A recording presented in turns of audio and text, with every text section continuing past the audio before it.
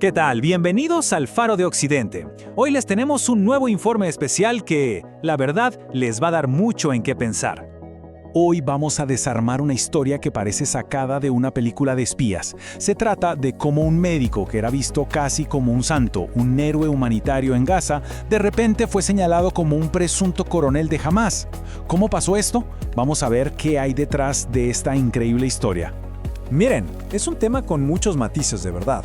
Así que, antes de meternos de lleno, si les gusta este tipo de investigación, ya saben, un me gusta, una suscripción, un compartir, todo eso nos ayuda un montón a poder seguir haciendo esto. Ok, empecemos por el principio, ¿no? ¿Quién era este doctor Hussam Abu Safia, a los ojos del mundo? Bueno, para que se hagan una idea, era el director de un hospital clave en Gaza, el Kamal Adwan, o sea, una figura súper importante en plena crisis humanitaria. Y no era cualquiera.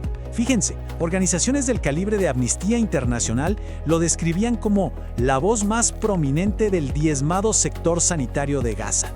No solo eso, cuando lo detuvieron las fuerzas de defensa de Israel, armaron campañas pidiendo su liberación ya. Lo pintaban como un pediatra víctima de una detención arbitraria. Vamos, casi un mártir. Y la cosa no paró ahí. Su fama de héroe cruzó el charco hasta Europa. La ciudad de Lyon, en Francia, le dio la ciudadanía de honor. Lo veían como el símbolo del coraje de los trabajadores sanitarios. O sea, la imagen que el mundo tenía era la de un médico súper dedicado, valiente, pero, y aquí viene el gran pero, ¿era esa toda la historia? Y de repente, todo ese castillo de naipes, esa narrativa tan bien construida, pues empezó a tambalearse. Empezaron a salir investigadores de ONGs como NGO Monitor que dijeron, a ver, vamos a rascar un poco más. Y lo que encontraron, bueno, digamos que cambió las reglas del juego. Así que la pregunta cae por su propio peso. ¿Es esta toda la historia? Porque esa imagen del héroe de bata blanca estaba a punto de chocar de frente con una realidad bastante más oscura. Y aquí es donde la cosa se pone seria. Empezó a salir evidencia por todos lados. Primero, ¡pum!, una foto de 2016, él con uniforme militar de Hamás al lado de peces gordos de la organización. Luego, una publicación de 2020 de los mismísimos servicios médicos de Gaza refiriéndose a él como coronel. Y por si fuera poco, encontraron posts suyos en redes sociales celebrando los ataques del 7 de octubre. De repente, el pediatra bueno y desinteresado se estaba transformando en otra cosa. A ver, este caso de una persona nos abre la puerta a un debate mucho más grande y la verdad súper complicado. El rol de los hospitales en una guerra. Y claro, el hospital que dirigía este doctor, el Kamal Adwan, se convirtió en el centro de toda esta polémica. Y aquí tenemos el choque de dos mundos. Por un lado, tienes a la Organización Mundial de la Salud diciendo, con toda la razón del derecho internacional, que los hospitales son sagrados, que no se tocan. Pero por otro lado, las fuerzas de defensa de Israel salieron a decir, un momento, ese hospital ya no es un santuario porque jamás lo está usando como su centro de mando. Y agárrense, porque la supuesta confirmación vino de adentro. El que era director del hospital antes de Abu Safia, un tal Ahmed Kalot, confesó después de ser interrogado. Dijo que sí, que el hospital tenía oficinas para líderes de Hamás y que más de una docena de empleados, incluyendo médicos y enfermeras, eran en realidad operativos de la organización. Tremendo.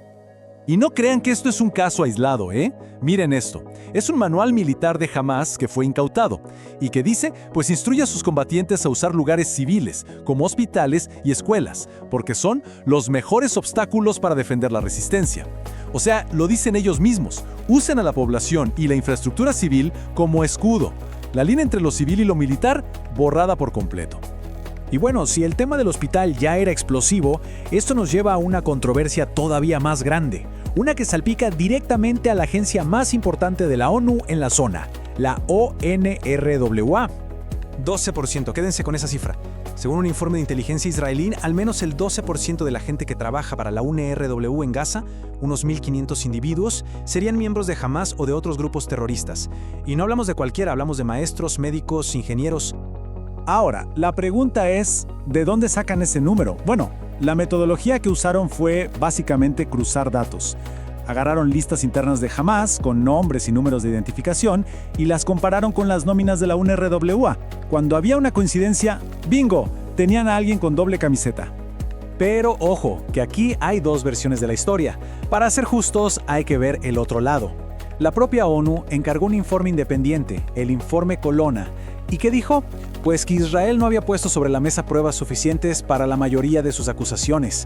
Y no solo eso, que la UNRWA tiene mecanismos de neutralidad bastante sólidos, más que otras agencias parecidas. Sin embargo, la cosa se complicó todavía más con lo que encontraron físicamente. Justo debajo de la sede principal de la UNRWA en Gaza, ¿qué creen que encontraron las FDI?